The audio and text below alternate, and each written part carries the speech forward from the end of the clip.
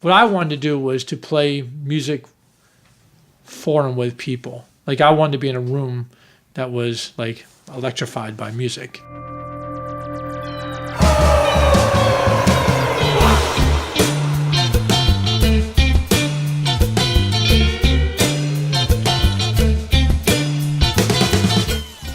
This is Joe Wong. Welcome to the Trap Set. I want to play something for you.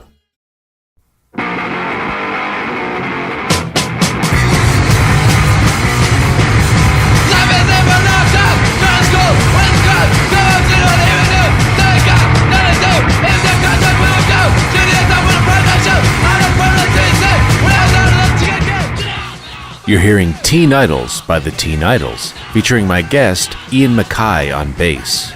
Formed in 1979 in Washington, D.C., the Teen Idols documented their one-year existence on this recording, Minor Disturbance EP, the first release from Dischord Records, a label MacKaye created with his high school classmate and future bandmate, Jeff Nelson.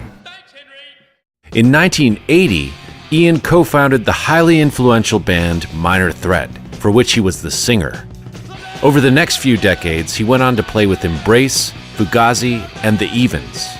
Several of the resulting albums are now revered as genre-defining classics, but Ian's legacy extends beyond the music. As an artist and as a label owner, he's consistently taken steps to ensure that the music he's involved with is created, sold, and performed under extraordinarily fair, inclusive, and affordable conditions. A remarkable achievement in an industry rife with corruption and greed. Now with nearly 200 releases, Dischord has established a catalog on par with other great American independents such as Motown, Sun, Stax, or Impulse. Unlike those labels, however, Dischord is still privately owned and independently operated. I spoke to Ian at the Dischord House in Arlington, Virginia. Our wide-spanning conversation lasted nearly 3 hours, so we've divided it into 2 episodes. Part 2 will be available next Wednesday. And now my conversation with Ian MacKaye. It's always me. I always destroy the stick. Man, fuck, it's not fair, man. You know, when you're a kid, like, your initial ring is like yourself and your mom, and then you let your father in, and then your siblings. So as your circles get wider and wider, you start getting a sense of, like, you know, your nuclear family, and then, like, you're part of the block, and then the neighborhood, and then you start getting the other neighborhoods, and you start seeing that there's these distinctions, there's these differences, and then by the time I get to high school, I actually started finding about these whole other areas of Washington, kids who would come from other parts of the city, and I started seeing sort of something specific about Glover Park. Glover Park, when we moved there in 1962, I was 6 months old, and I was born when we lived on Capitol Hill here. I'm actually a fifth-generation Washingtonian, so have a long history in the city. But we moved to Glover Park, and we had to move. There had been an experience down.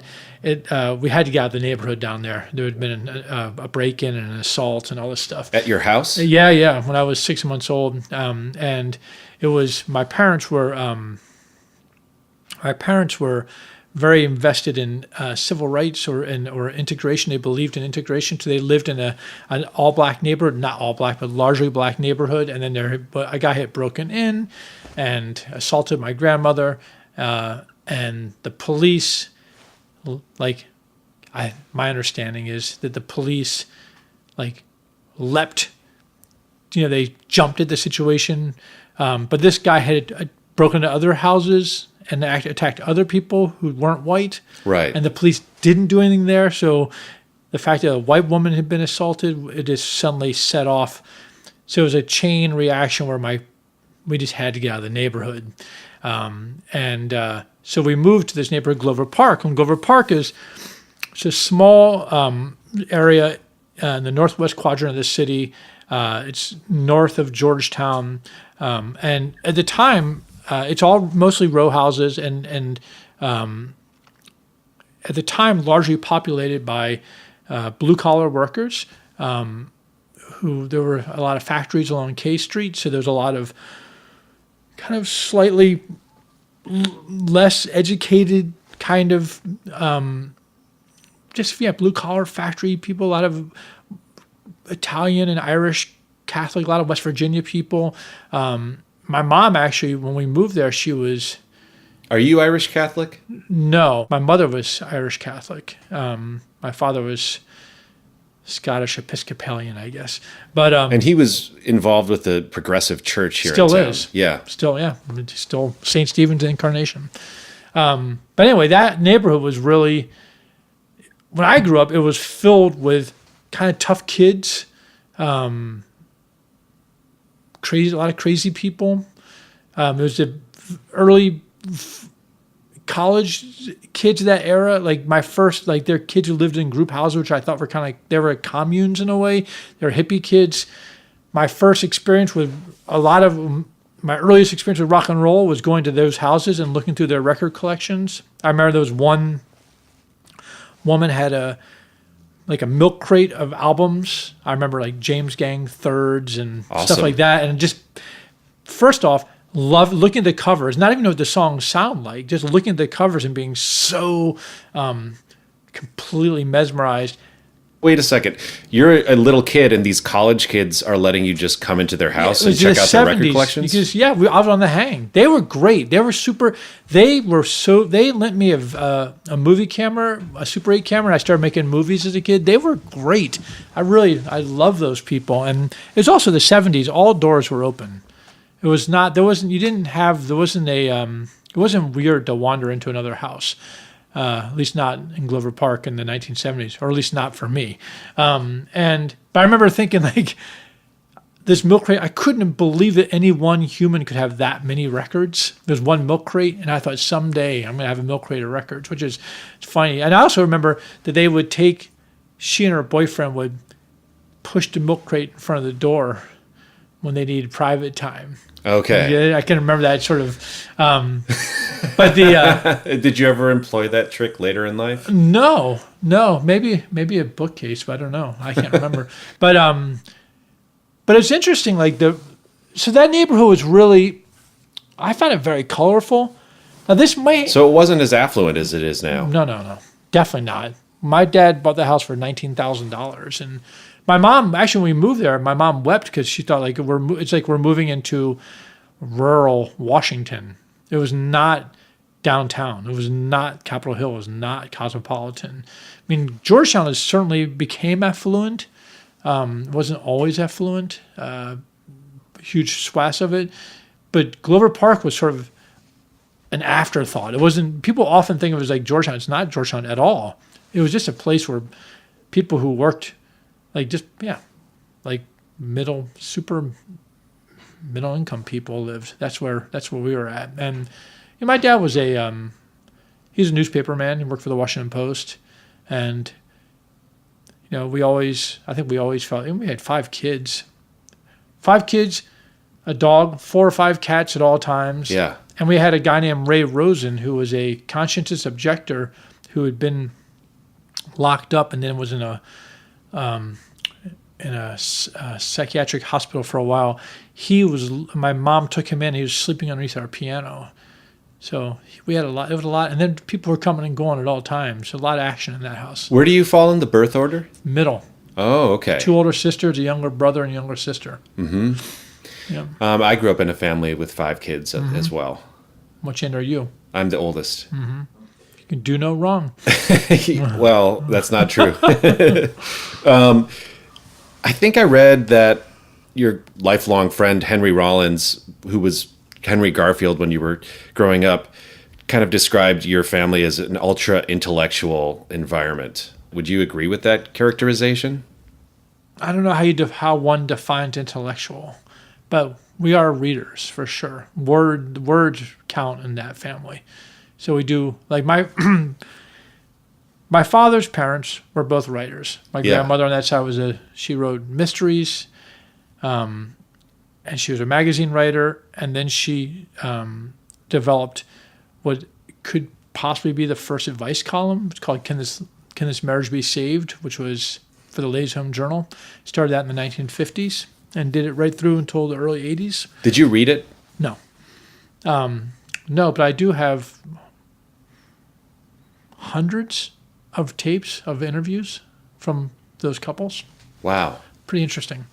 But my grandfather on that side he wrote true crime books in the 20s and 30s, and then wrote for the Saturday Evening Post, among other things, New Yorker, other things like that. My mother's father was a newspaperman. He was the sports editor for the Washington Herald Tribune, and my mother's mother was an English teacher.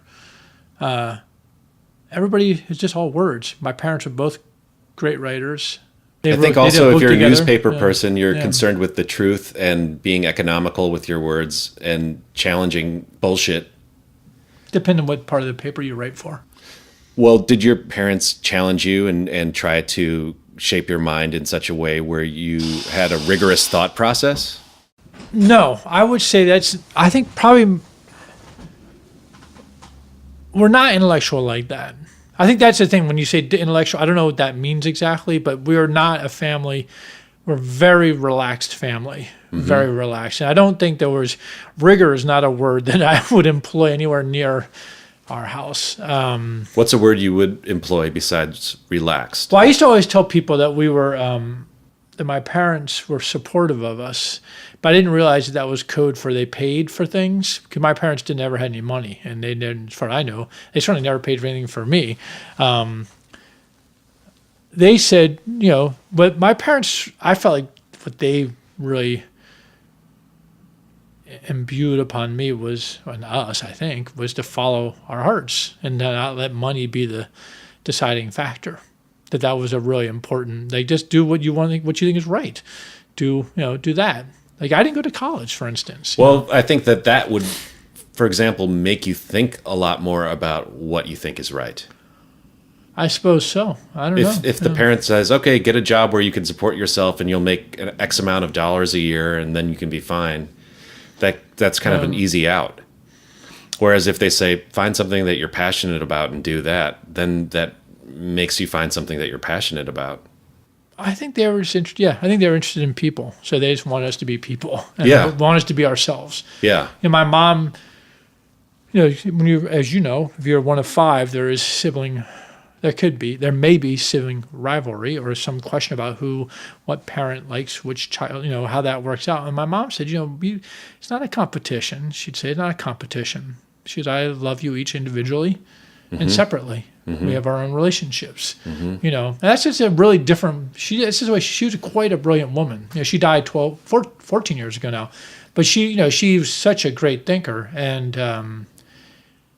but there was never, it was just the door was open. That's all. It just was relaxed. And, and there was chaos, of course. In the 70s, a lot of craziness going on. But, and in some ways, whether or not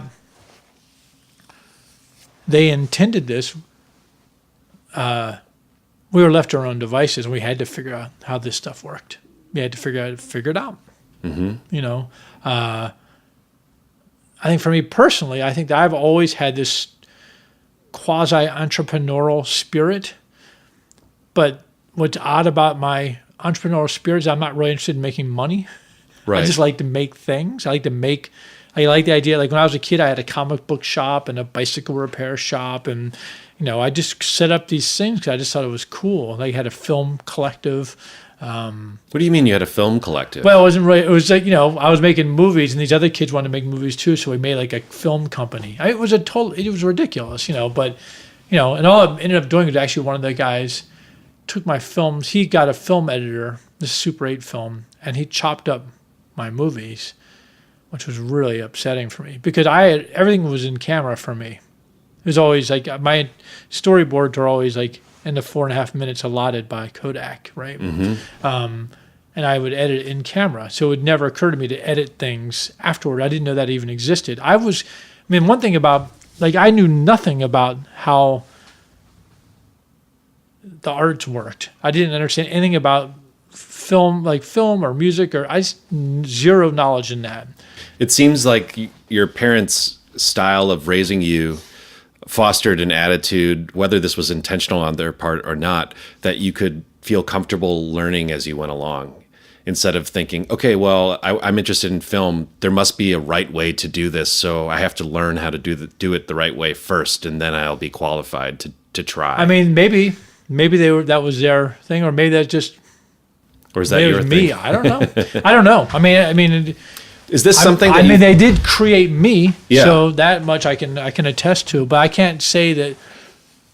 You know, it might have been also that they were off dealing with their own bullshit, and then that wasn't, and so I was left to my own devices. So, I mean, they didn't know how to make a movie. Yeah. They never made a movie. Yeah. But I was making movies because I liked seeing movies, and I thought, like, I'll storyboard it in my mind, and I'll shoot the movie. Mm-hmm. And I made about 5 or 6 movies, probably. Which movies were important to you when you were a kid? That I can remember. Yeah. Oh, I just loved, like this movie, 7 Ups with Roy Scheider, and like it was like French Connection, that kind of era stuff. It was a great era. Yeah, it was good. For I mean, film. I guess, but I wouldn't even know that because Yeah. it was just the era. I didn't know it was a great era. Yeah. Just to me, it was like they were just cool films. I loved this movie On Any Sunday, which was about motorcycle racing. So you know who Bruce Brown is?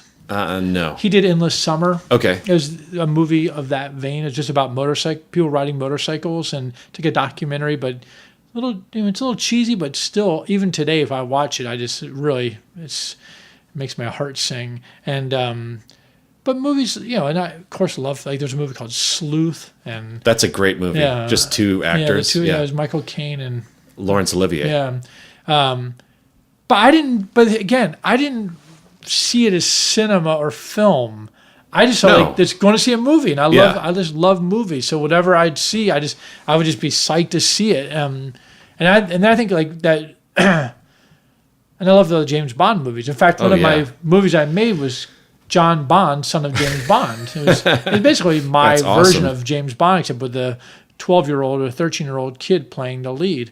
And he rode a bicycle with his all tricked out. He had a walkie-talkie in his headlamp, that sort of thing. But I quite loved It Takes a Thief, Pink Panther movies. Yeah. I mean, I loved Henry and I used to go see double features. I met Henry when I was 11 years old. He lived in the same Glover Park, just down the street from where you're staying right now. There was a sort of a pure. I met him, and then there was a. For 9 months, my family went to California. My dad got a fellowship at Stanford University, so I lived in Palo Alto, California, for 9 months when I was 12 to 13. So my 7th grade year was at Terman Junior High School in Palo Alto, and I came back, and Henry and my other friends there had been some issues. They had run afoul of each other, and so there was a period of time where Henry was very much to run from. Like, the dude was just scary, and you see him and you just run because he was looking to kick your ass. He only caught up with me one time, and he did throw me against a wall. But at some point, we initially were riding bikes, doing dirt bike riding and early BMX, like before there was BMX, but we were taking old Schwinn Stingrays and stripping off the fenders and putting on what we call 10-speed seats, which are just regular saddles as opposed to the banana seats, which are on the regular Stingrays.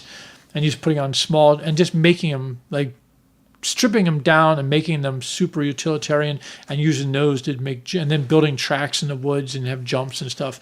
That's all because of this movie On Any Sunday. And then we got into skateboarding, which is a much more appropriate discipline for city kids, because with BMX you kind of need more dirt, really, and we didn't have that. So we started riding skateboards, and then one day we were building a ramp in my alley, and Henry rode by on a skateboard. We're like, oh man, that guy's on a skateboard now. And then he came back up and he said, can I ride it? And then we just became friends. So Rollins and I, or Garfield at the time, but we just became like great friends from that point on. We just skateboarded all the time. And then, by the time, we were in high school, we were just seeing movies together all the time. Like, we just there was a double feature. We'd go twice a week to see double features. So we saw everything. And we wanted to make movies together. But this is all past. I didn't meet Henry until after I had made movies. I was Okay. always interested in movies, and I did acting in high school, which I appreciated. I liked doing that. Like in the high school plays? Yeah, we had a community theater called the Wilson Players, and it was the headquartered. It was like in the actual high school. It was a community theater, and it was in a room in the basement of Wilson High School, which is a DC public school. That was formerly the ROTC shooting range. It actually had a shooting range in the basement. So it was like this long room with basically a shooting trap at the end, like a lead wall that's at an angle. So you could shoot and the bullets would hit the wall and be driven down to a sand pit. But the ROTC had been driven out of the high school in the 70s by people who thought, correctly in my opinion, that you shouldn't have military training in high school. So they were gone. So the school just somehow just gave us control of this space. So we had basically our own locks on the door, and only we used it. Was it unsupervised? Yes. Most seriously unsupervised. This stuff that happened in there was crazy, and but it was run by the kids, the Wilson Players. We ran it ourselves, and it was where all like the artos and the nerds and the druggies and just the kooks. Were you the Arto? No, I was a skateboarder kid. Oh, you were a skateboarder. I was a kid. skateboarder guy, yeah, and no, that was definitely not an art guy. What kind of music were you listening to at the time? Ted Nugent, Led Zeppelin. I loved, of course, growing up, I loved Jimi Hendrix. Still love Jimi Hendrix. Janis Joplin, super important to me. Beatles, of course, still studying the Beatles. Study. Yeah, Mary and I were playing Beatles songs last night from her book. Right. I'm like, my studying is I've sat and listened to probably 40 hours of the Let It Be sessions, just listening to them writing and stuff and talking and just them fucking around. I'll study like hell on that stuff. I mean, same with Hendrix. I have, 40 gigs of bootlegs or Hendrix bootlegs. I just study, thinking about their process. So at the time, I loved the Beatles, loved the Hendrix, and then by the 70s, hard rock and heavy funk. So Aerosmith, Led Zeppelin, that kind of stuff. Parliament Funkadelic, Kool and the Gang, Gap Band, anything but radio was my only real source at that point. So I didn't really know about what was going on. I didn't know there was an underground, to be honest with you. And Ted Nugent came to me really through skateboarding, I think. I think Rollins probably clued me into it, but Skateboarder magazine was talking a lot about Ted Nugent. And do you still listen to Ted Nugent? I mean, I still think Double Live Gonzo is an incredible record. Yeah. I mean, it's an amazing, for me, it's an amazing record. And does his personal political opinion color the way that you hear the music at all? It doesn't affect the way I hear the music, but it affects me discussing Ted Nugent and telling people that I listen to the music, because it's just one of those situations where I can't imagine, like, his persona I find it so off-putting. Yeah, but his talent and his work, it transcends the persona. He's an incredible guitar player. And I mean, I don't know about now, but at the time, he was really from another planet. And what was interesting about seeing Nugent, I saw him, we saw him 3 times, Rollins and I saw him, that Nugent was visceral in a way that I was unprepared for. And even in a Coliseum setting, I mean, it's ridiculous sounding, but like seeing a guy wearing a loincloth and a tail, and wearing moccasins and just jumping, it was so crazy, but he was so violent in a way, and it resonated. It was a time, and it hit where it came when it was needed. Because, at the same time in American culture, disco music was coming in.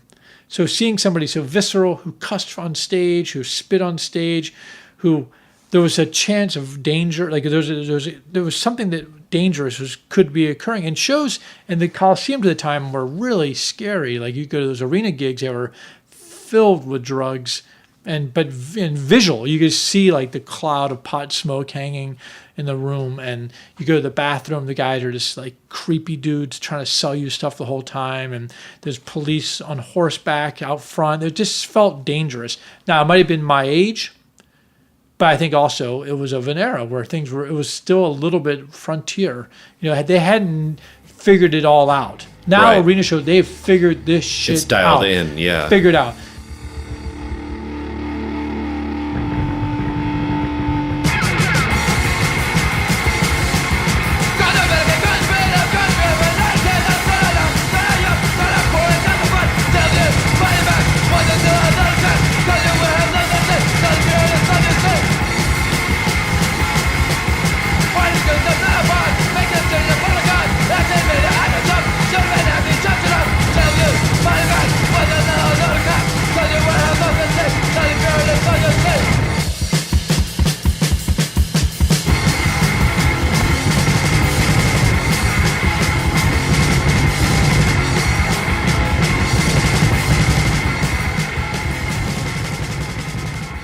So the first show I ever saw, actually, the first rock gig, my sister Katie, my oldest sister, took me to see in January of '77, Queen and Thin Lizzy at Cole Fieldhouse in University of Maryland. So this would be about a 8,000 capacity room maybe. And that was a great gig. Absolutely terrible. I was 14, I think. Just totally scared the shit out of me, but I loved it. And that's typical for all my experiences. Like really, that kind of fear what I'm talking about are things that makes me think, all right, I'm going. Did it make you want to do that? It made me love it.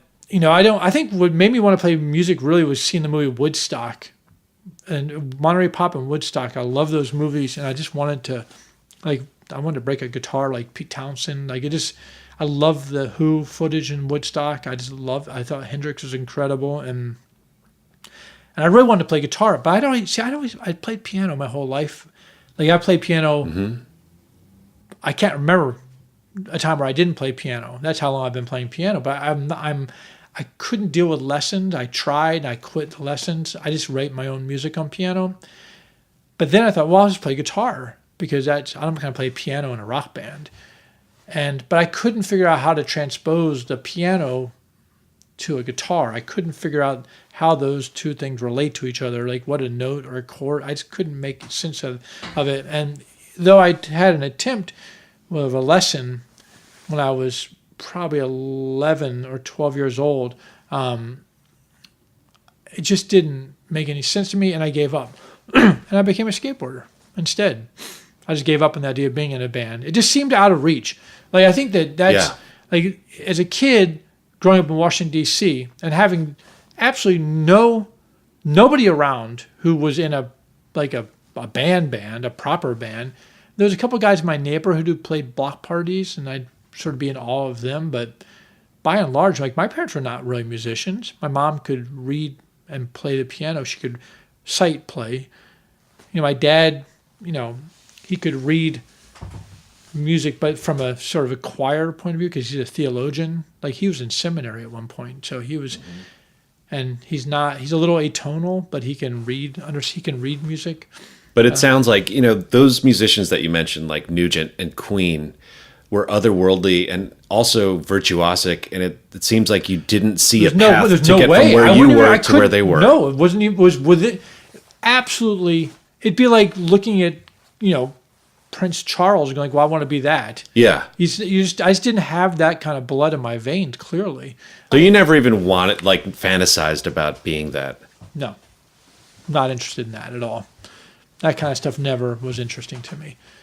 What I wanted to do was to play music for and with people. I wanted to be in a room that was electrified by music. That's what I wanted to do. So when I see I loved Woodstock, but I really Woodstock. I believed in the mythos that the movie presents. Sure. There was that music was these people got together and there was peace and love. And it was actually. In years since, I have spent a lot of time studying Woodstock. I've read many books about it, and as I've gotten older and been in music for so long, I I've really come to have a lot of understandings about the music business, and I've have really new perspectives on what was happening at that festival. Have you spoken to anybody that played at it? No.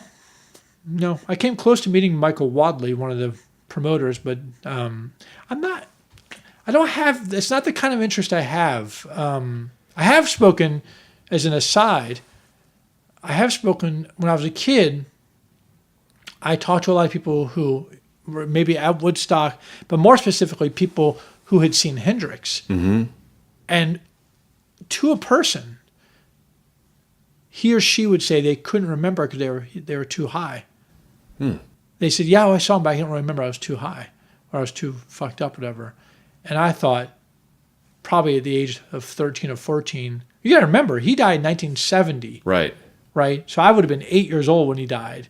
So I'm talking about 1975. I talked to people who saw Hendrix 5 or 6 years earlier, and they couldn't remember the show. And I think at that time in my life is one of the things that probably led to me thinking, like, I am never going to forget shit. I'm not going to use drugs, because clearly if you erases Jimi Hendrix from your mind, that is definitely a deficit in my mind. You mentioned that you wanted to kind of create an electrical feeling when you played music. You wanted to be with people in a room, right, and make music and electrify the room.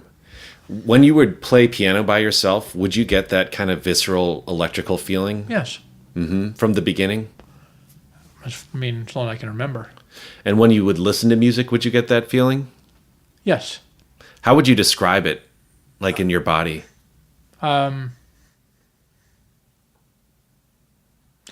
Most things that I do, I'm really conscious.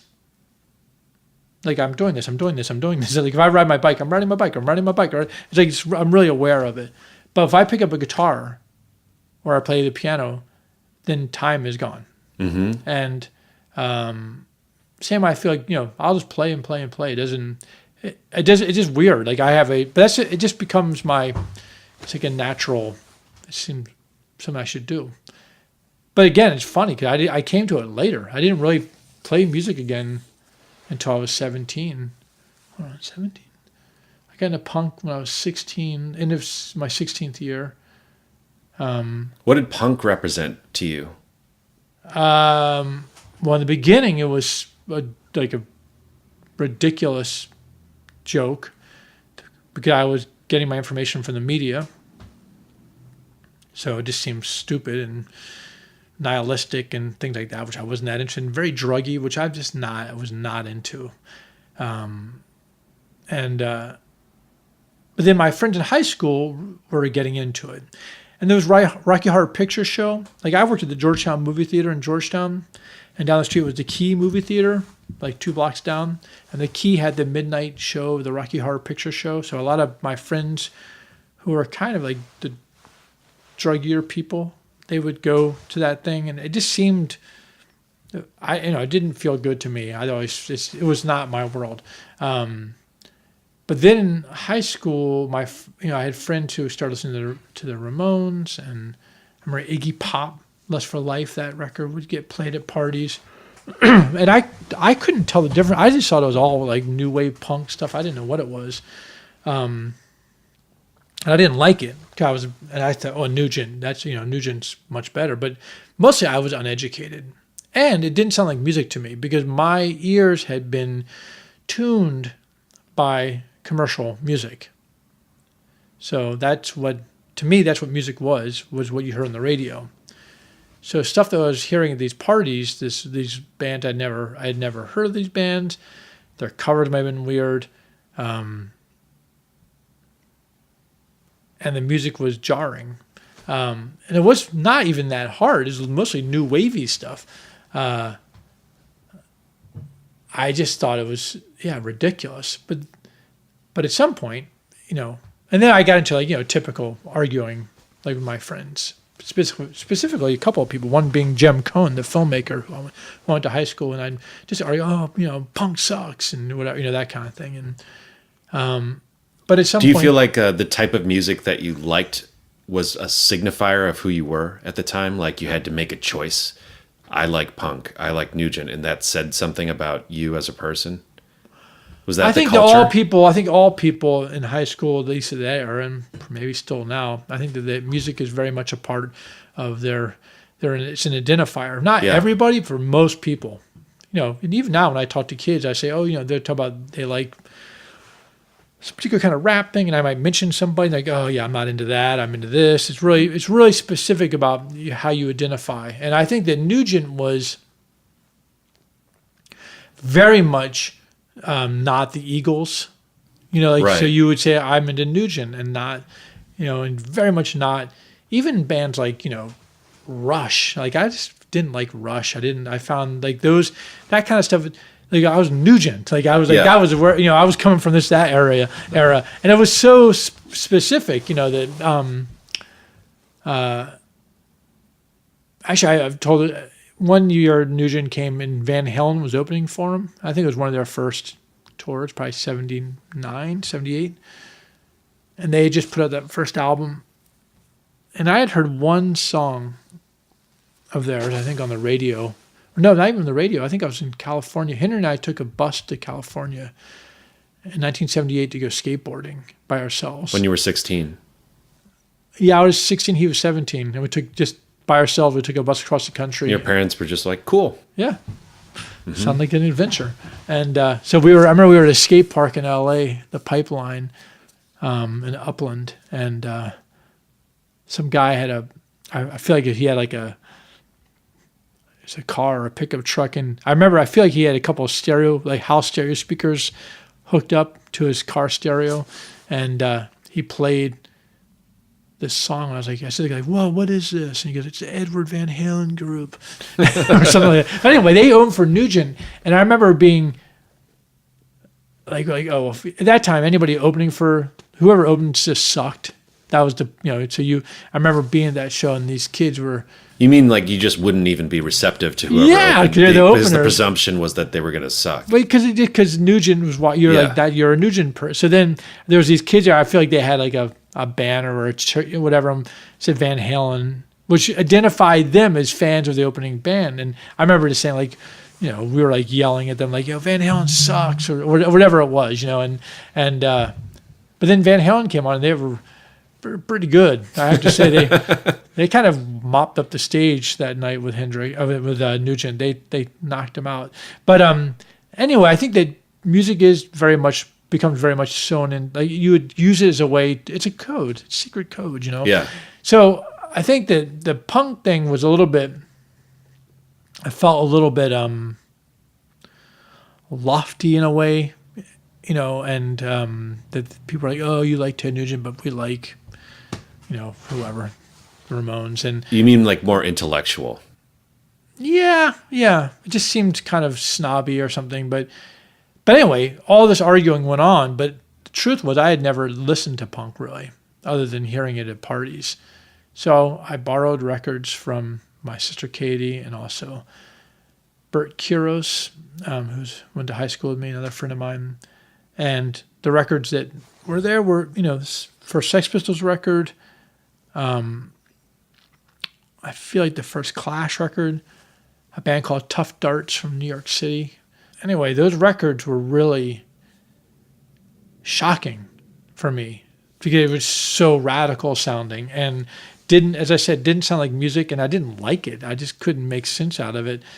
But Sex Pistols were rock and roll enough. They were at the time. It was so.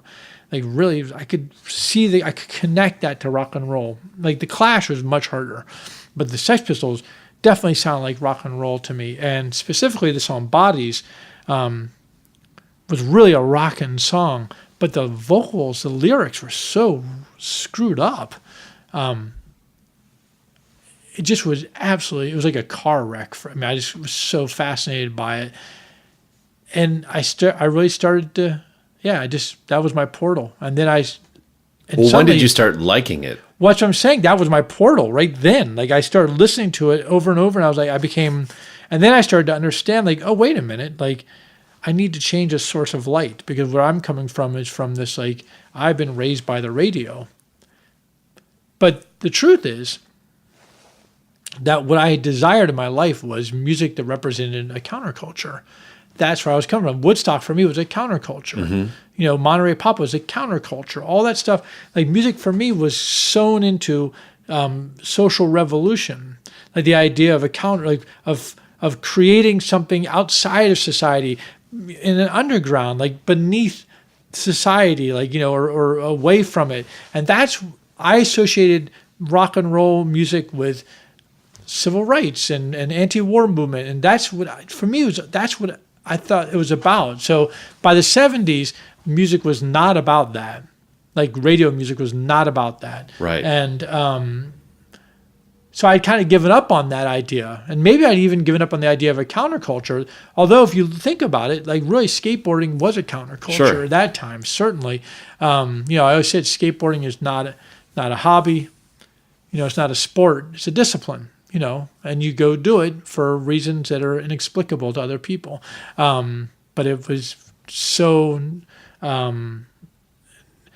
invigorating and so life-affirming, skateboarding. And so it was also extremely good practice for punk, because when I came to this new understanding that I suddenly come across this vast underground music scene, like the history of music was contained in that.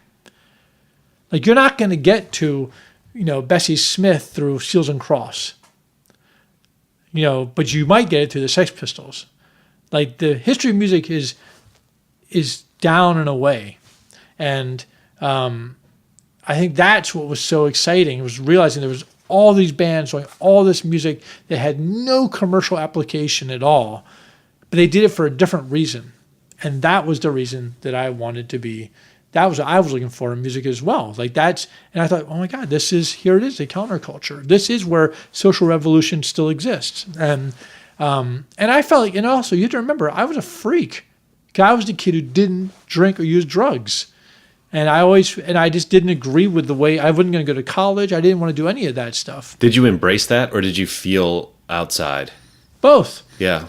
I embraced feeling outside. It was not a problem for me.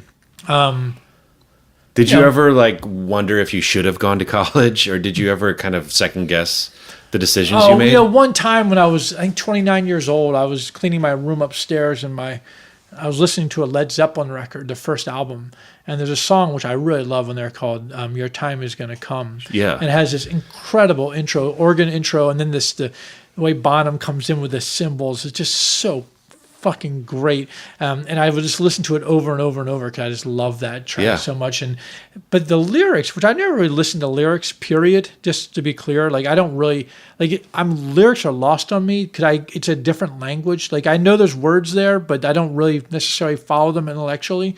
But I started listening to those lyrics, and he's talking about, you know, he's mad at his girlfriend or his wife or somebody, and that, you know, she's been running around town and she smoked up all his cigarettes and she'd been drinking with other guys and I suddenly thought, like, that is such an adult theme.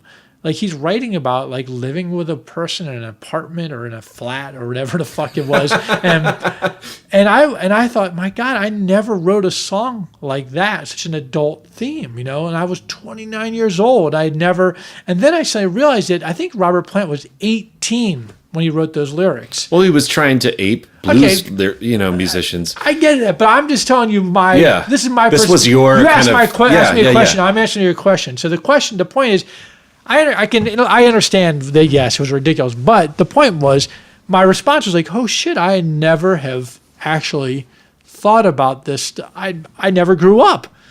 I didn't go to college. So I called my father up and I said, you know, man, I think I fucked up here. Like I never grew up. And my dad said, well, first off, let me say this. He goes, I think of you as an adult. And I go, oh.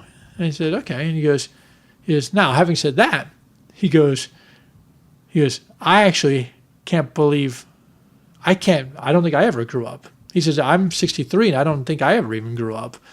He says, it's hard for him to accept himself as an adult. So that's the thing. Like it's how inside of ourselves, we're not an age. Sure. We just are. Yeah. So people often say, man, I feel so old or whatever. I mean, just shut the fuck up. I don't want to hear about being old because here's the deal. Well, what's wrong with feeling old? Well, here's the deal. If you're hungry, have something to eat. And if you're tired, take a nap, right? But you can't do shit about being old. So what's the point of discussing it? Like you just are. It doesn't matter. Like you really are the same now as you were the day you were born. You just are. And I think that age is a construct based on the way our society looks at it. But I don't have any choice in the matter. I am what I am. I'm 56 years old. I'll be 57 in April. Am I old? I don't know. I don't think of myself as old. I just am. So it's not, you can feel tired. You can be cranky or, you can be achy. But old is a different state of mind. And I think that maybe instead of, like I felt when I was 29, I felt like maybe I didn't grow up. But it was based on these like markers, like you just said, like it was him pretending to be a blues guy, right? So he was using this sort of language that was really a structure based on the way society thinks of being an adult. And I got lured into it. Could I actually listen to the stupid lyrics, That's what you get for listening right, to the lyrics. Yeah, I don't listen. So that, so I think that, but anyway, so suddenly I found this music scene and I was so blown away by it. And that would have been right around Christmas of 78. So borrowing records, Generation X and all these bands, just my mind was being blown because suddenly I understood it. It's like I cracked the code and I was in. And there was all these singles, and then there was this band, The Cramps. My friends had these singles, they were so great. And then on February 3rd, 1979, there's the poster right there on the wall. The Cramps played here in Washington, and I went to that show, my first punk show, and I walked into a room that was filled with freaks, and I thought, I'm home. Mm-hmm. I'm home. That's where I want to be.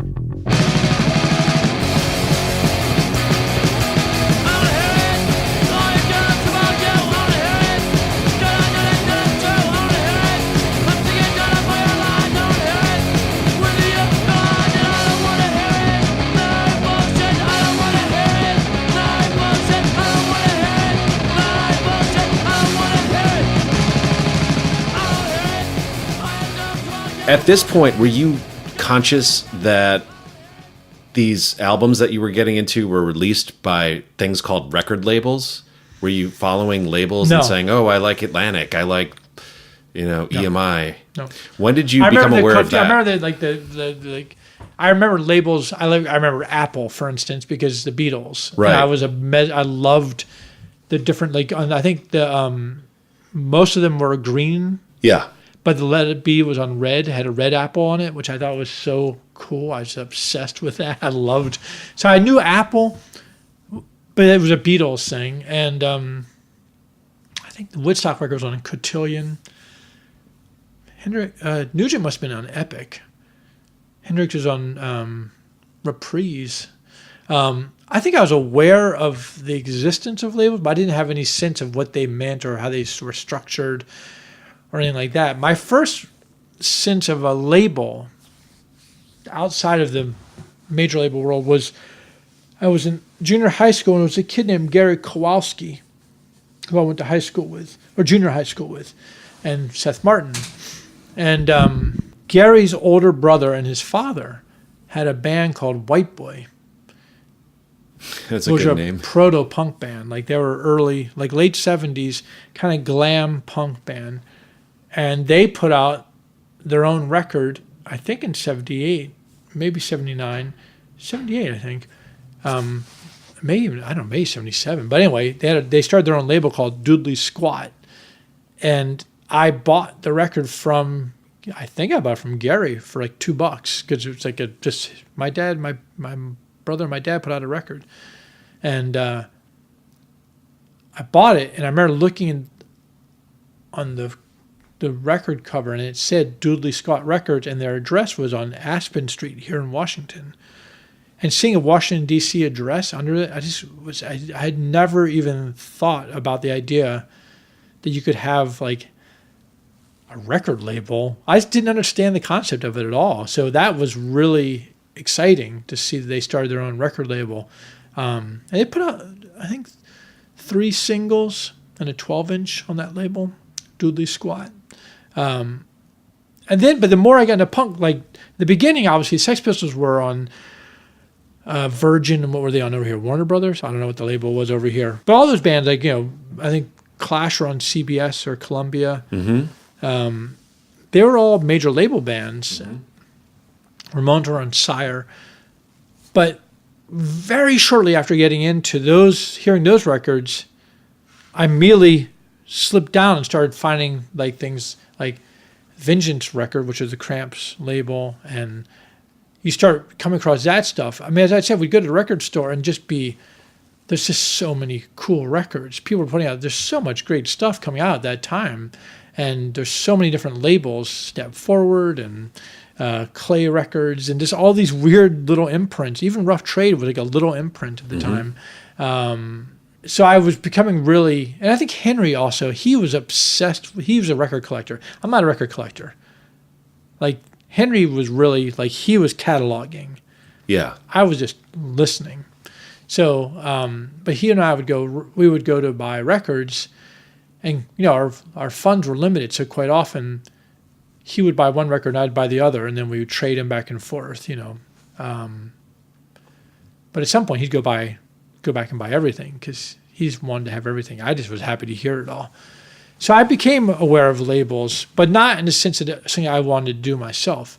The first label that I became, I'd say, and probably the only label that I really was like obsessed with in a way was Danger House out of LA. I think the first single I heard was the Dills Class War 7-inch, 198 Seconds to the Dills. And it was absolutely beautiful looking single. 2 songs, the whole thing so short, so fast, aesthetically just so righteous and unique. And then I found, we started finding the other Danger House records, and there was a series that said they did probably, 8 or 10 7-inches and a couple of LPs. But super well curated. Everything was West Coast, mostly LA. The Eyes, the Dills, the Bags, the Germs, X, the Randoms, Black Randy. I'm forgetting somebody. The Controllers, I think. Anyway, I just thought that were so cool. Like every record on that label, I thought was kind of great. The only one that's a little bit shaky was a guy named Howard Worth, who I think was the last record they did, and they were trying to go for it a little bit. It was like their new wave record. But they did a compilation called Yes LA. And it was on a clear one-sided vinyl. And the back side of it, they silk screened it. So the actual, there'd be arrows pointing to the individual tracks saying what the song is. Oh, that's really cool. So cool. And that record, I mean, that is a perfect comp. And the Yes LA was a riff on the No New York compilation, which was about No Wave. No Wave, yeah. Right? And so they were like Yes LA. And I had a real affinity with LA, maybe through skateboarding, but also being in Washington, D.C., like you have a chip on your shoulder about New York, because New York is it's like the dark star where everybody goes. Like everyone moves to New York, right? That's just the way it is. And even growing up here, kids are like, I can't wait to move to New York. But I wasn't going to move to New York. Did you know what you wanted to do? No. I wanted to skateboard and I wanted to play music. So when you were in high school and you were nearing graduation, you were in Teen Idols at that point. Yeah. And did you have a plan for yourself? Nope. Did you have ambitions or goals? To go to school and get it, do that. And then did you think about? I'm not a goal person. I don't give a fuck about. But you're a list person, right? No, I'm not a goal. I mean, I do that as a reminder sometimes, but I'm actually criminally don't keep a calendar. I don't keep a calendar of any sort. Why is that criminal though? It works for you. It works for me, but I think it does. It's hard because other people really are. People in your life. Their lives are really calendarish. Yeah. And also, I mean, for instance, like I don't think more than a few weeks out. So as somebody who plays in a band, like right now, there are shows being booked for like August or September of next year. So when like Amy and I would go, would go play, like I book like 3 weeks out, maybe 2 weeks out sometimes. You know, I like it like that. It's more spontaneous. But I can't think like where are we going to be in 4 months? I just think I'm here now. That's just how I've always lived. So I'm not a goal-oriented person. I've never thought like, oh, I want to do this, or I never wanted to have a record label. I didn't give a fuck about that. I don't care about having a record label. I just wanted to put out records. So that facilitates. I wanted to make music, and then I wanted to put out the records. I wanted to document the music so you make a record label.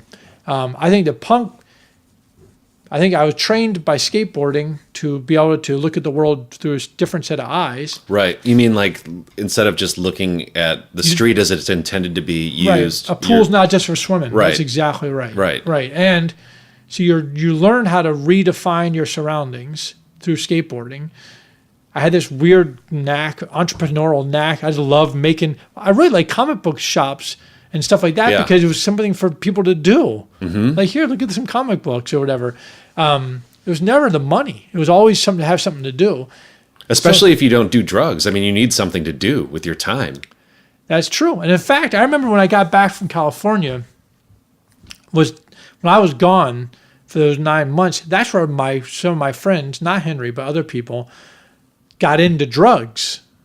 They started smoking weed around that time. They were 11, 12, 13 years old. And I came back and they were just drinking and smoking dope when I got back.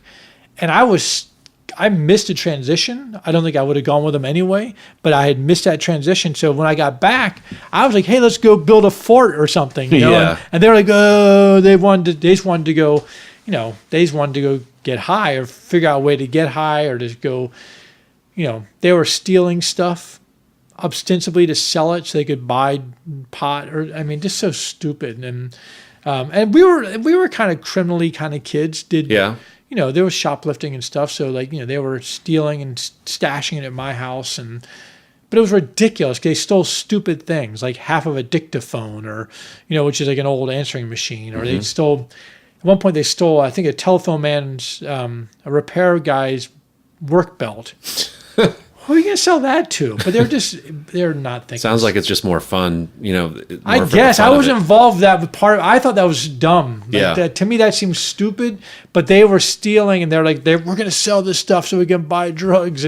But anyway, it was so not fun. Yeah. Like for me, and like what they wanted to do with their time just seemed so stupid to me. Like it was just like the way I looked at it, really, like growing up in a house where there was a lot of drinking and there was drug stuff going on.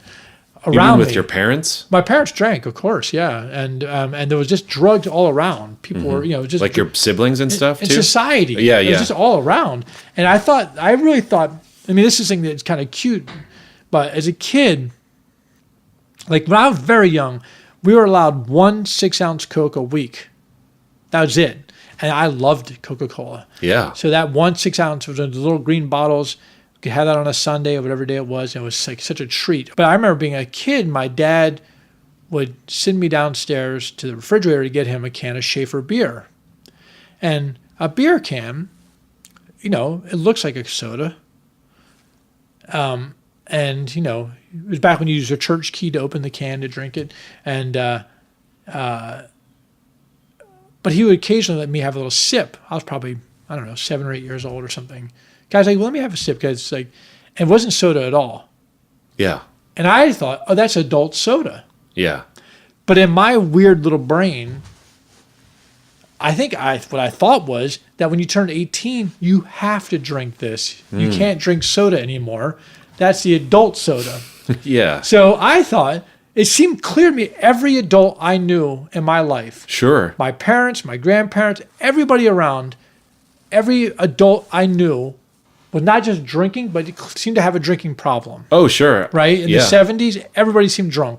Well, I mean, I come from my mother's family is Irish Catholic, and there's lots of alcoholics in that side of the family. Right, just drinking, everyone, but across the board, at my church, my dad's church, St. Stephen's, it was an Episcopalian church, but everybody was drunk. Everyone just drinking. So I thought, like, Well, that's what you have to do for the rest of your life starting at 18, right? Yeah. Because I should point out that at that time in Washington, D.C., the drinking age for beer and wine was 18. So 18 was when you have to transition to beer. Time to grow up. Right. So I'm thinking like, That's why you never felt grown up. right, exactly. You stopped That drinking, part you didn't is drink the adult soda. It's actually part of it. So then I remember thinking like, my friends were like, we got to get some beer. I'm like, why?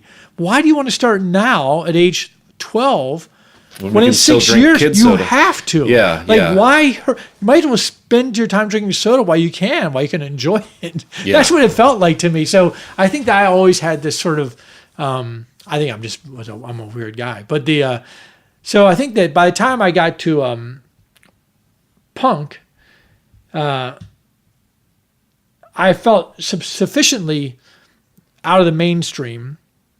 I had been trained by skateboarding to look at the world differently. My mind had been exploded creatively by learning about all this music. It was actually funny. This is before skateboarding and punk were twinned. Like, I actually had to kind of leave skateboarding to become a punk because at that time, the punks thought skateboarders were ridiculous, and the skateboarders just thought punks were like, yeah, they just thought they were the wimpiest, like weirdos, period. They had because skateboarders around here at that time were largely kind of rednecky jock guys, Yeah. I never liked that part of skateboarding. That never appealed to me. So I quit skateboarding. I stopped going to parks and stuff like that. Also, I was never a very good skateboarder. I just liked the hang. So when I got into punk, I kind of left skateboarding. And then I remember seeing shortly thereafter people like, Steve, Tony Alva and Jay Adams and Steve Olson, all these people cutting their hair off, and Dwayne Peters and just Dwayne Peters, and just being kind of like blown away to see them becoming punk. The story that I've always heard is that the Teen Idols were breaking up and you wanted to put out a record to document that band. That's correct. And whose idea was it to start a record label? Ours. Did you just think, oh, I'll do like what my friend and his dad did and we'll make our own label, and you put your parents' address on it? I think it was first off, it meant that it was in the realms of possibility at that point. Like we just did, like we didn't know how to do anything. We just made it up as we went along. So like even being in a band or booking a tour, we just did, we didn't know. We just learned, you learn on what do you call it? You learn on the job, right? And so there's a guy named Skip Groff. He ran a store called Yesterday and Today Records, which we used to refer to as an import store. Now it'd be like a punk shop. But it was basically he was the one who was going to England and bringing back all these records. And he became a great friend, still a friend. I saw him a couple weeks ago. And Skip had his own label called Limp, which was a riff on Stiff Records. Yeah. And Limp he was friends with those guys, and he did Limp Records. And he put out this incredible compilation, I think it's incredible, called 30 Seconds Over DC, which is just local bands. So Skip had put out a series of records, including this, well, I think, again, this very important compilation. And he was sort of a mentor in a way about that. So he took us into the studio to Don Zentera. Inner Ear Studios. Yeah, Don, we had recorded somewhere else, but we weren't happy with the results. And then Skip said, well, you should go to the studio with me. We'll go to Inner Ear Studios. And at that time, it was a 4-track studio in the basement of Don's house. And with a board, which he made, his homemade board. And Skip took us in. He produced it. He mixed it. It was the first time we ever really went through all that with anybody, and it was really, he guided us, and then, so we had this tape, and then when the band broke up, we had the money and we had the tape, and we decided, well, we could either split the money up and make cassette copies, or we use the money to make out a record. We have a record, and that way we have literally a record of what we've been doing for a year, Skip gave us all he had done records, so he gave us all the information on how to do it. It wasn't going to be on Limp. People have often said to me, like, man, it's really interesting that you decided to go independent, but as if there was ever any other choice. Right. Like there was, I mean, the amount of interest there was, for a teenage kind of so-so punk band out of Washington, D.C. that had broken up, there's zero interest from anybody on earth, right, other than us. At that How many time, copies did you print? 1,000 to begin with. We ended up, I think we did 2 or 3 pressings of it, but we just hit it at the right moment. When people were interested in punk rock in general? It was just in a time where punk was exploding across the country. Yeah. So I don't think people were interested in punk rock in general. I'd say that there was this network. I think there was a moment where people all around the country were looking for something else. And we just happened to be one of the pockets of people. And that was our, here's what we get to submit from our corner. It doesn't hurt that Jeff Nelson is a great visual artist, and the cover was so cool looking. My brother's hand with the X's on them. Did Jeff design the logo too? We always figure this out. The Dischord logo. Yeah, I know. I'm trying to figure out how this works. So Minor Threat, I think I came up with Dischord, the name, and he came up with the logo. And he came up with the Minor Threat name, and I came up with that logo. That's how we always remember who. Okay. Like one person had the idea, and the other person did the logo. That was his logo. That's very egalitarian. Well, it wasn't planned. It Not just by worked design, out that way. So we just made up a label to put out the Teen Idols record. At the time, punk was a momentary thing. So making a record was kind of considered a sellout because you were creating a commodity. Whereas punk was really, for us, was like you play a show and it's in the moment and that's it. That's what it's supposed to be. Right. So when you make something to sell, it's like it'd be as if we had made merch. Right. Right? It was like merch. Like we were making a mug, a Teen Idols mug that we were selling. That it really was only a matter of making money. So even with records at the time, there was a little bit of, at least I felt, I'll speak for myself, that there was a little bit of an air that we were trying to somehow convert this energy into cash.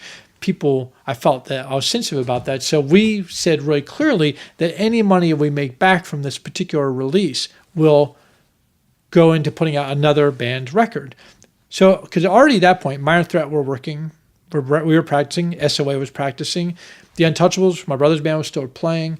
There's other bands coming along already. So we thought, just to remove any possibility that people thought we were in it for the money, that any money we make will go back, it will stay in the loop, it'll just put out another record from a local band. Did it matter to you what other people thought your intentions were? On one level, yeah. It did, yeah. Not on all levels. Like, I didn't care if people liked my music or not. I didn't give a fuck about that. Right. But I think that within my scene, I think it did. I think there was, in the first interview I ever did, the woman interviewing us, I was in the Teen Idols, and she said, did you get into a band for the money or girls? Like those were the only two options. Which I had never even occurred to me that either one of those things was an option. Yeah. Like, I was a kid in Washington, D.C. There was no money or girls, or I knew. I thought it was to play music. Yeah. So, yeah, I did. I think that, but then quickly you start understanding there's the first band I saw was the Cramps. And they were incredible. And even though they wouldn't say they were a punk band, I thought they were a punk band because they just broke every rule and they just seemed so clearly of the moment. 2 weeks later, I saw The Clash. It was Henry's first show, actually. And they were great, but they were not really a punk band to me because they had a rock and roll presentation. They had like lights and a banner and they had stage clothes and stuff. Whereas even though the Cramps seemed like, on one hand, they seemed like they would dress up in a way, that's just the way they lived. You see them walk down the street like that, right? So they were embodied with this like weird vision of themselves. They were making a different kind of statement. So I think very quickly you could see the difference between like the lifers and like the careerists. Mm-hmm. Right? There was a distinction for me, and I really wanted to be clear that it was like not a career move for me. it's also worth pointing out that being in DC, that there's a lot of like the course of band, the most important was the Bad Brains. Yeah. And the Bad Brains were heralded by the local scene as like these really like city kids who were really like the real deal. And yet they'd say by the Teen Idols that we were just like suburban capitalist kids.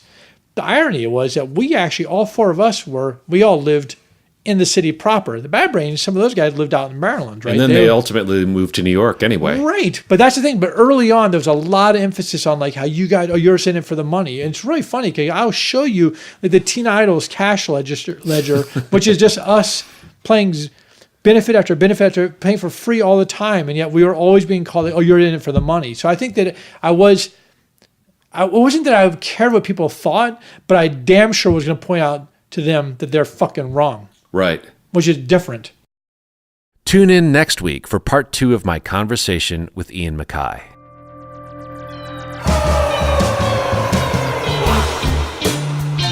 The Trap Set is produced by me, Joe Wong, along with Chris Karwowski, who also edits the program. Follow us on Twitter, Instagram, and Facebook at The Trap Set, and visit our website, thetrapset.net, to subscribe to our show for free. If you enjoyed what you heard today, please donate to our show.